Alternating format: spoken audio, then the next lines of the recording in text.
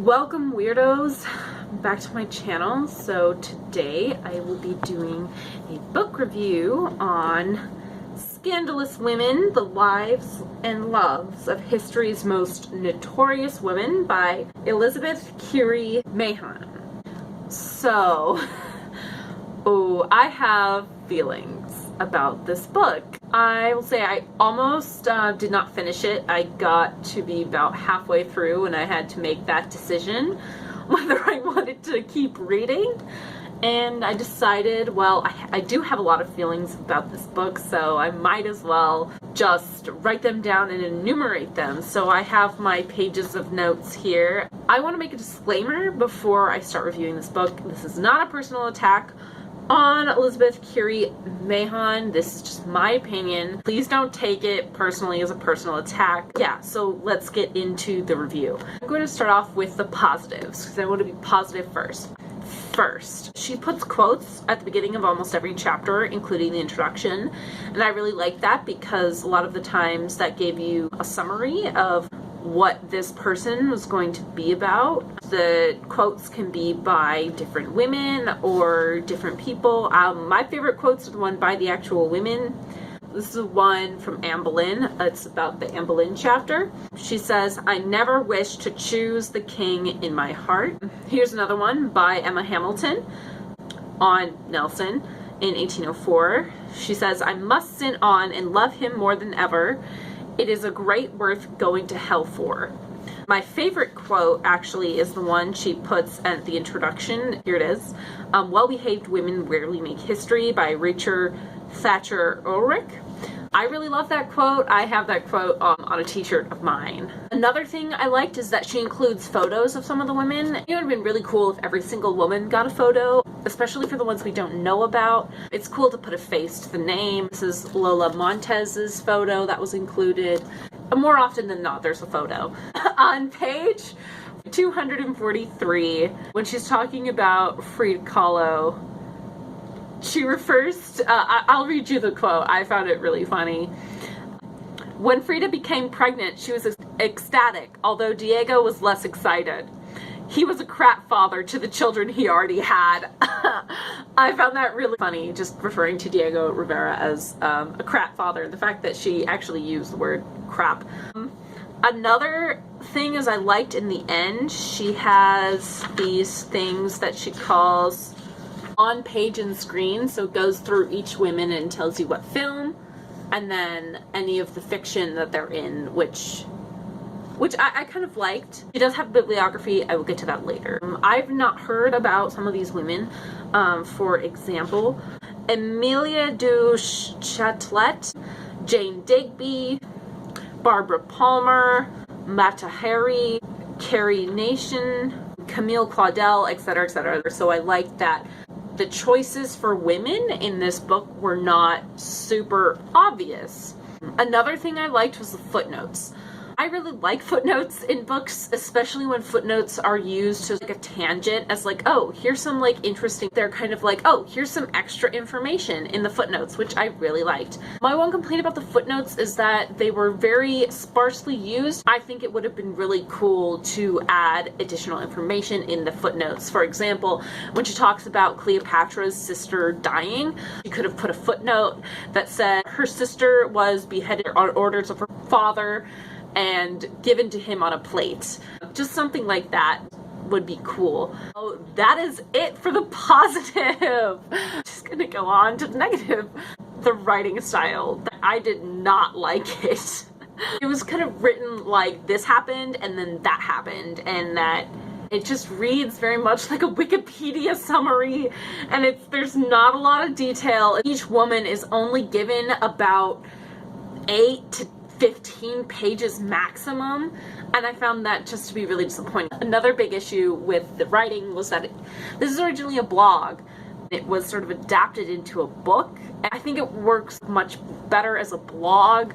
Basically, the writing style is just very sad and uncreative. That being said, I found that some of the openings to some of the chapters to be creative. For example, Elizabeth Baby Doe Taylor Opening is, on March 7th, 1935, Sue Bonney noticed that there was no smoke coming from the chimney of her neighbor Baby Doe Taylor's cabin near the Matchless Mine in Leadville, Colorado. Worried about the frail elderly woman who seemed to have no family, Sue Bonney and a friend dug their way through 6 feet of snow up to the cabin. When they peered through the window, they saw her partially body frozen to the floor of the cabin.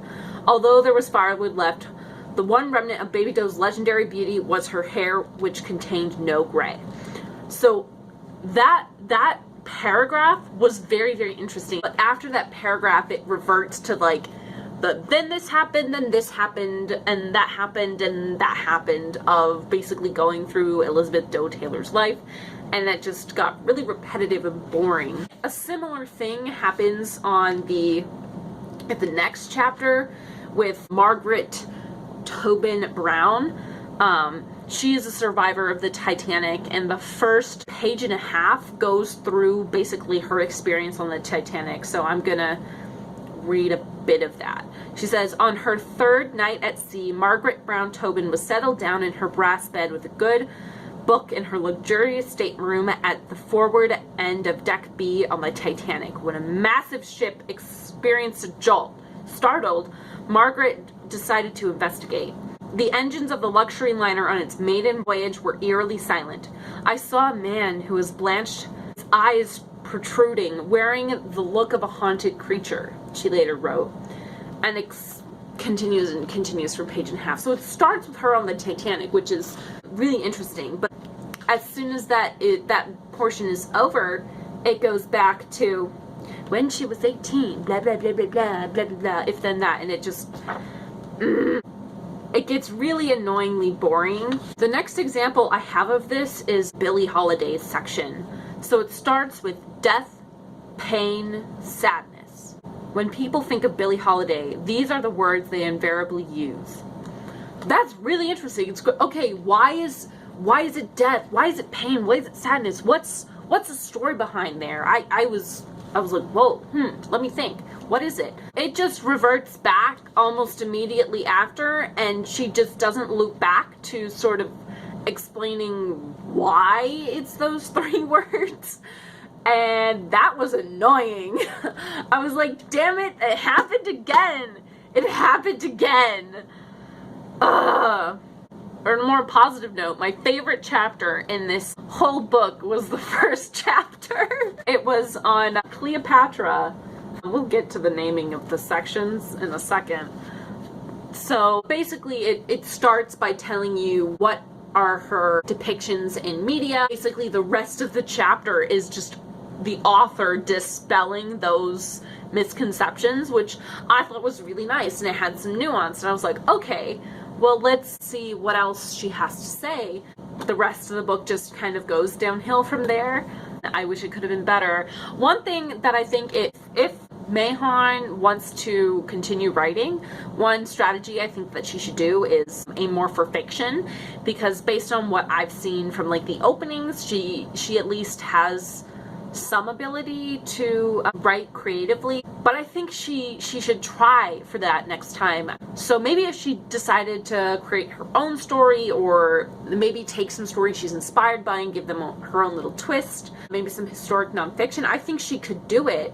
I just don't think she should really write nonfiction again. I feel like she thinks she has to write nonfiction in this very certain way, and she just doesn't have to do that, and it's a shame that she thinks or at least in my opinion, she thinks she has to do it that way. I told you we would get to the categories. Here's my feelings on the categories. I don't like them.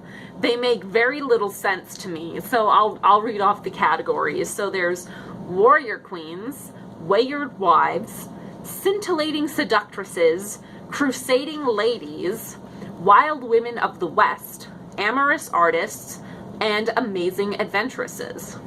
I just feel like there's very little thought put into who goes into what category, and sometimes it just doesn't really make sense why someone is in that particular category, and there's no definition of why each person is in the particular category. You just kind of have to assume, and I just got confused a lot. I was like, why is this person in here? It doesn't make sense. there's not as much justification as someone else to be in this category, so it just felt weird. For example, in Warrior Queen, the author put Eleanor of Aquitaine and Cleopatra in there. Both can be considered queens. I don't consider them warriors. Eleanor of Aquitaine, she went with her husband on a crusade. She didn't do any badass, like, kicking or anything. And the same with Cleopatra, she really didn't. And when you're comparing them to women like Boudica, who actually did, and Grace O'Malley, who actually did, like, go out and fight for, like, their country and their rights, it's kind of weird and laughable. Another example that confused me was the crusading ladies section. To me, when I hear crusading ladies, I would think, oh, these are women, like, crusading for their rights, and particularly religious rights. And there are 2 women in there who are doing that, but you have women like Mary Wollstonecraft, I think I'm pronouncing that correctly, who was fighting for women's rights. So I guess she's kind of like crusading for rights. And then you have other people in there like spies, and there's like civil rights activists, and I was just like, is it just activism in general? I just felt the crusading ladies could have been renamed to make a little bit more sense than what it does now. Also bothered me was that Joan of Arc was in Warrior Queen. She's not a queen. She never was a queen.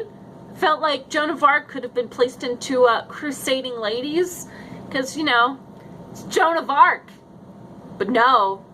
Okay. Another issue I had was Women of the Wild West. The grouping just kind of seemed to be anyone from the West. And when I think of Wild West, I think of more like Annie Get Your Gun. While they do have Calamity Jane, some of the other ladies just didn't make sense. Like, they weren't like Calamity Jane. They were entrepreneurs, or they're trying to, business women, or people who are just trying to, like, make it big, make lots of money by sleeping with people. Now we're gonna talk about the diversity in this book, or the lack of it. There are 8 women of color in this book. There's 36 women total talked about. Those people are Cleopatra, Ada B. Wells, Mary Ellen Pleasant, Sarah Winnet, Josephine Baker, Billie Holiday, Frida Kahlo, and Anna Lynn Owens. I'm being generous. I say you could really truly say there's 6. I'm going to count Cleopatra because she's one of, like, the debated, even though she is a severely inbred Greek who was from a family who was ruling Egypt. But also Anna Lynn Owens, she's typically depicted as white in everything that you see her in, even though she's like a 4th Indian. Her mother is half white, half Indian, and her father is white. For the sake of giving this book the benefit of the doubt, I am counting that in the 8 number. There is 1 queer person, and by that she's a lesbian, Violet Trustis. She's actually really cool. I really like that section on her. The 2 pirates, rumored to be a lesbian couple, but she quickly, like, nope, that's not a thing. I would have just rather her not include that at all, because it just felt very frustrating to, like, read that and be like, oh, maybe there's 2 more people that we can possibly count in this number. Disappointing. I'd also like to mention that most of the women of color are not mentioned until the second half of the book, and that's primarily when we're getting into more of modern history, so stuff from like the 1800s on. The only woman of color really that's mentioned previously to that is Cleopatra. I think that is a real disservice. The majority of these women came from one of 3 places, either America, England, France. Those are the 3 main places. There was 1 woman from Holland, Mata Hattori, she's from Holland, for Frida Kahlo from Mexico, and Cleopatra. That just says something problematic, at least to me, says that there's no other women from anywhere around the world that fit this moniker of Scandalous Women. That's just not true. What was really disappointing to me was there was a bunch of white women in particular who were mentioned in this book that didn't need to be mentioned. They're either problematic or they're just famous for sleeping around. You can be famous for sleeping around, but when you're compared to like women like Cleopatra or Frida Kahlo, who've like contributed a little bit more to society than just sleeping around, or like women who've contributed vastly to science and literature, I would have preferred to see those women replaced with someone of color. I also want to briefly touch on disability representation in this book. First of all, with physical disabilities, no one but Frida Kahlo is mentioned, or if someone did have a disability later in life, the author doesn't really mention. When it comes to mental disabilities, it's kind of handled in a really awkward way. I don't really like the way it's handled. For example, in the Joan of Arc section, the author writes, Joan first started hearing her voices, which she claimed were those of the saints Michael, Catherine, Margaret, when she hit puberty. Nowadays, if a teenager claimed to be hearing voices, she would probably be diagnosed as a schizophrenic and pumped full of psychotropic drugs. But this was a medieval world where no one put you in a padded room if you heard voices, particularly if they came from God. It seems to allude that the way we handle mental illness today is differently in a slightly negative context, and that we're somehow hindering what they could have achieved if we didn't put them on the medications or gave them treatments that we would give them now. I didn't like that. I don't think it was intentional. Maybe it's me reading too hard into the books. Joan of Arc isn't the only instance. There's a couple more, but I don't want to have to go find them and reread the book. I wouldn't have as much of an issue as I do if she had qualified on here somewhere like Scandalous European Women, or said something in the description about how the women that are going to be mentioned are going to be primarily white women. This book implies that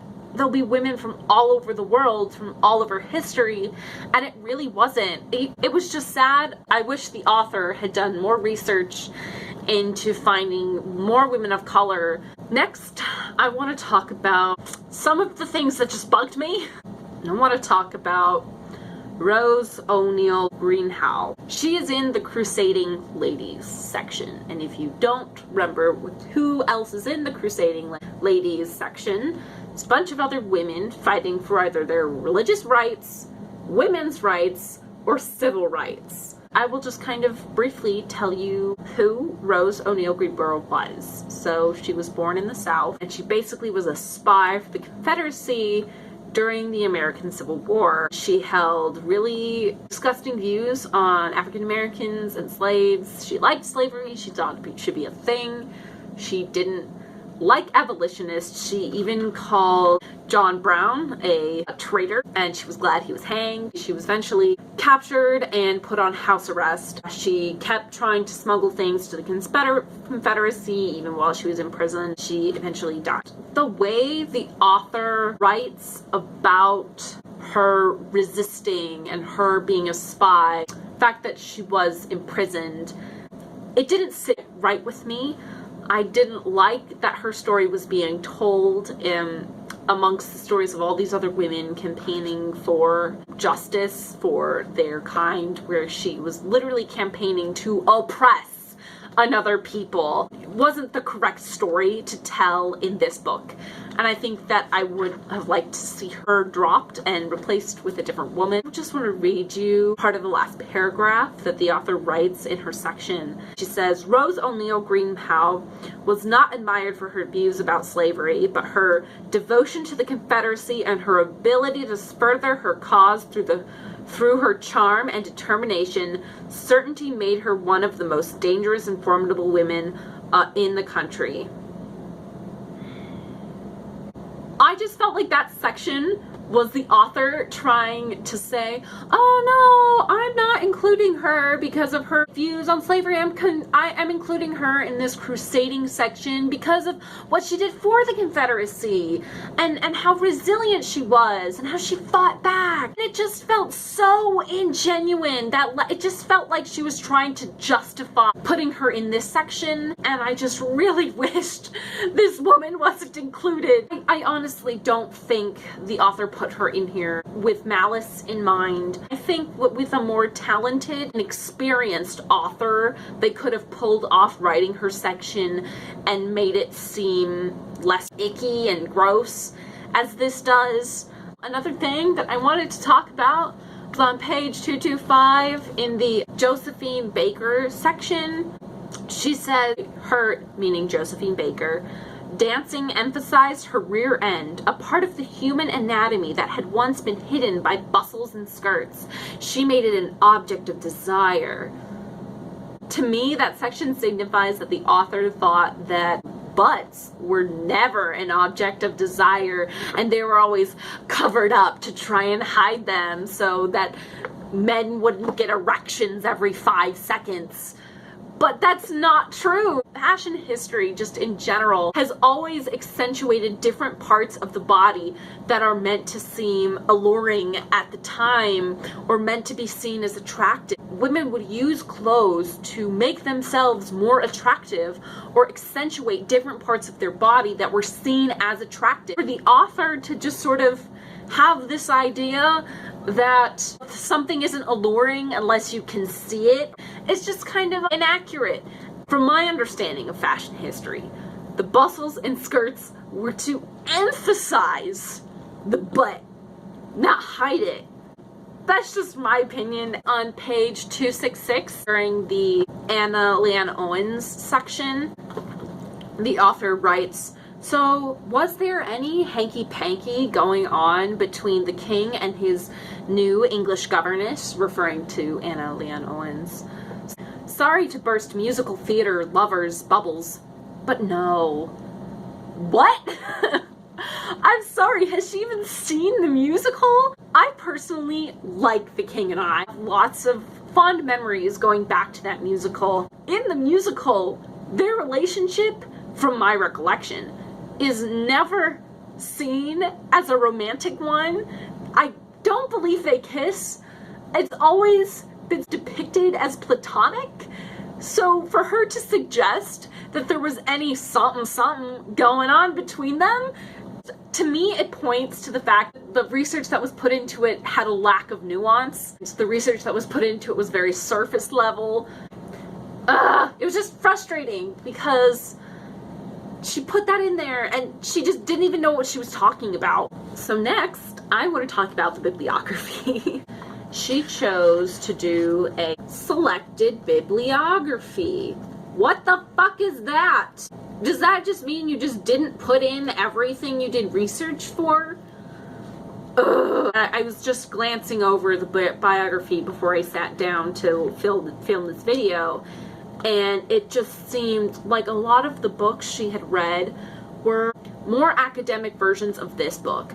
So just going through this. Warrior Women, an archaeologist's search for history's hidden heroines. They Went Whistling, women wayfarers, warriors, runaways, and renegades. And of course, there are some that are actually biographies, like Pirate Queen, The Search for Grace O'Malley, and other legendary... Oh shit, that's the same kind of book. Cleopatra, Last Queen of Egypt, that's more of a biography. There's one on Eleanor of Aquitaine. But there's Doomed Queens, royal women who met bad ends from Cleopatra's to Princess Di. And I basically just listed all of the sources for Warrior Queens. It felt like the research she did was looking on Wikipedia, skimming other websites that were summing up these women's lives, wrote her blog posts from there, and then when she turned it into a book, she was like, oh shit, I should actually read some books. Or maybe she did it in reverse. I don't know how she did it, but it felt like what she should have done is chosen her 36 women and then found a biography for each woman and read it and analyzed it and figured out what she was going to put in from there. To me, doesn't seem like what she did from just the bibliography. That I think leads to a lot of the other problems that I had. That's just my opinion. I could be wrong about it. I don't know. I just felt, again, like there was a lack of nuance put into the research of these women. And that's just so sad because so many of these women are interesting and have really interesting lives. And it could have been done really, really well. And it's just disappointing that it wasn't. Again, I want to emphasize that this is just my opinion. I'm not trying to attack this author. I don't think what she was trying to do was malicious. I do think that some of the stuff that she did was problematic, but I don't think she ever intended. I think she just found these women fascinating, and these were the first women that came to mind. It wasn't what I was expecting. I was expecting something a little bit more academic, a little bit more creative, and that's just not what I got, plain and simple. If you're going into this book thinking of, oh, I just want a summary of these cool women's lives, then you're probably going to enjoy it. If you know somewhat about most of these women, you're gonna find this underwhelming. It was underwhelming for me. Even though I didn't know a lot of these women, it just felt empty and hollow. Part of my big problem is I don't really know who I would recommend it for. I wouldn't recommend it for most people who are somewhat interested in history because it's so surface level and the language is, I just didn't like it, and I didn't like the writing, and it was boring. Even though these women, their stories are so interesting, I wouldn't recommend it to my friends who study history or who know some stuff about history, or as she says in her description, an amateur history geek. I wouldn't recommend it to them. Maybe I'd recommend her blog, but this is a book. A blog is different from a book.